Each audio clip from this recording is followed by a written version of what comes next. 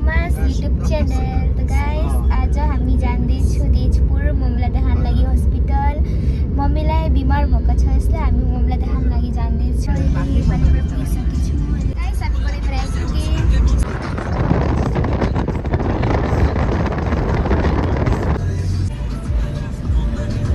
Guys हाम्रो machine चराले पुगिसक्यो। त्यसपछि आएर ड्रेसिङ गरेर ड्रेसहरू आइहाले। अहिले हस्पिटल जान्छु, त्यतिखेर देखाउनलाई के हुन्छ। भाइलाई हामीले बोजूहरूको घरमा छोडेर गएँ किनकि भाइलाई पनि बिमार भएको छ। हामीले नरिवल खानु, नरिवल पानी खानु रोकेको छु मम्मीलाई बिमार भएर।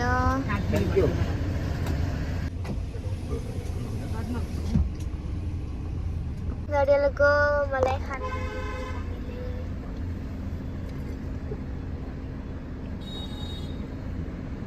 यहाँ पापाले नरिवल खाएर पानी दिन्छ है आन्नला।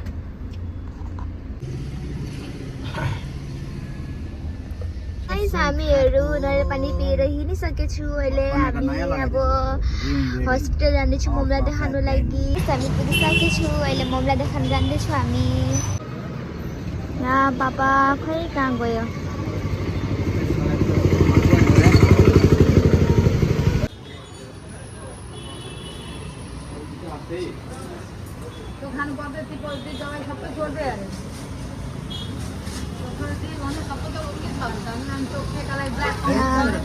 मम्मीलाई सन्चो भएको छैन अहिले। मतलब हामी हस्पिटल गएको थिएँ, नम्बर अलिकति लेट छ यसले हामी यहाँ हेर्नु आए कपडाहरू। यो दुईवटा क्लिप किनेको छु गाइस। अब मम्मी इन्जेक्सन हाल्नु आएको छ यहाँपट्टि, पापा यहाँपट्टि खडा भएको छ, म एउटै बसेको छु।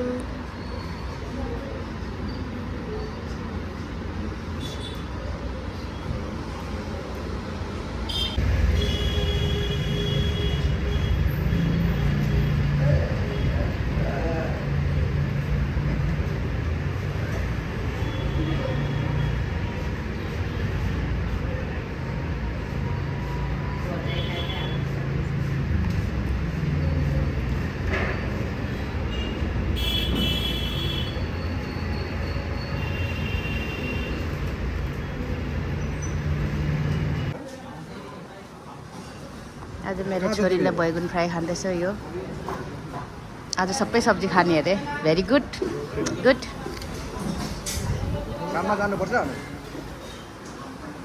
खालि फोनमा बिजी म्यान।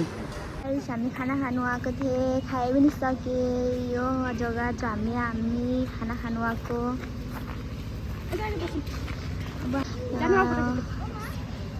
ढुङ्गा छ मम्मी यहाँ पापा।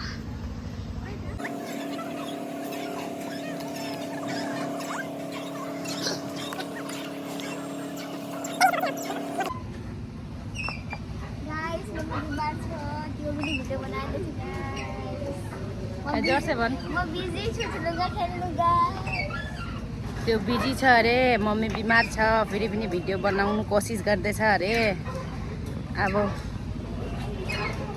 मलाई चाहिँ फेरि बिमार के भन्दा टाउको दुख्ने, अनि खालि टाउको दुखिरहेको थियो, अनि चक्कर लाग्थ्यो, अनि ग्यास, यो तिनवटा मलाई थियो। आज 9 दिन भयो मलाई टाउको दुखेको।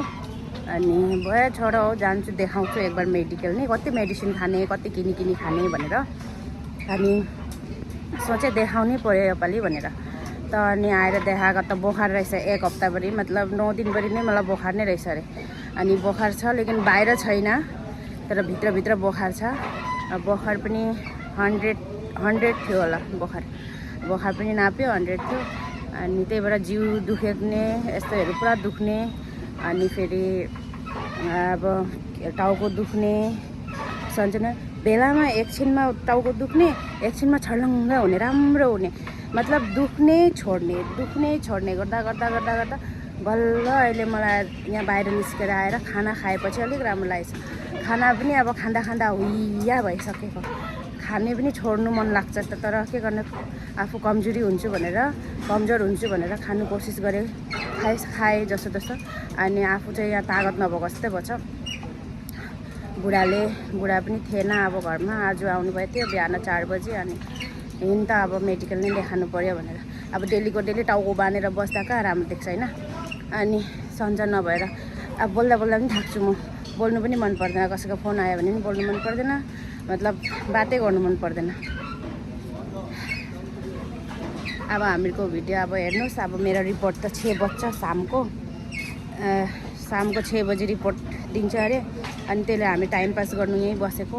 अनि तपाईँहरू यहाँ खाना खानु आउनु सक्नुहुन्छ। यो नयाँ मौसमी हो नि हेर्न यो नयाँ मौसमी हो। जो रस्ताका साइडमा मौसमी थियो नि तेजपुरमा, त्यो होला अहिले हटाइदिएछ। पुरा डिफ्रेन्ट, पुरा तपाईँलाई यस्तो लाग्छ कि कन्याकातिर खानु गएको, त्यतातिर बसेर घुम्नु गएको जस्तो लाग्छ, फिल हुन्छ आफूलाई। मलाई चाहिँ बहुत राम्रो लाग्यो। खाना पनि बहुत टेस्टी, एकदम टेस्टी। यहाँ भयो यस्तो, मतलब हामी वेटिङ गर्नुको लागि, हामीलाई घुम्नुको लागि, नानी केटाकेटी रुन्छ खेल्नुको लागि बहुत बेसी राम्रो छ। अनि मेरो छोरी त यहाँ उडि नै रहेछ, ऊ अघिबडी फुइ उडिरहेछ मेरो छोरी त। ल हुन्छ गाइस, आज त मेरो छोरीले ब्लग बनाउँदैछ।